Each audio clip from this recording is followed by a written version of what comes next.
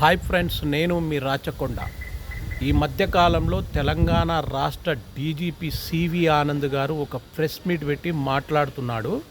తెలంగాణ రాష్ట్రంలో నక్సలైట్ల ప్రభావం తగ్గిపోయింది, కానీ తెలంగాణ రాష్ట్రంలో గంజాయి పెంపకదారులు, గంజాయి స్మగ్లింగ్ చేసేవాళ్ళు ఎక్కువైపోయారు అని మాట్లాడుతున్నాడు.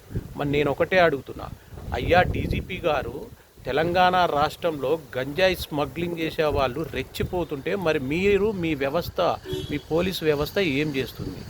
ఆఫీసు రూమ్లలో, ఏసీ రూమ్లలో కూర్చొని గోళ్ళు గిల్లుకుంటుందా?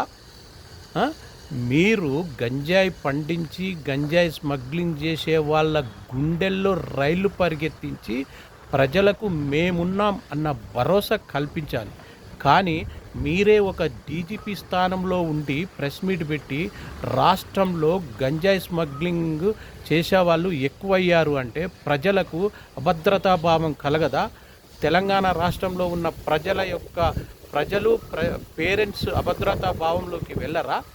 మీరు ప్రజలకు నమ్మకాన్ని కలిగించే మాటలు మాట్లాడాలి, కానీ ప్రజలను అభద్రతా భావంలోకి వెళ్ళే మాటలు మాట్లాడడం ఎంతవరకు సమంజసం?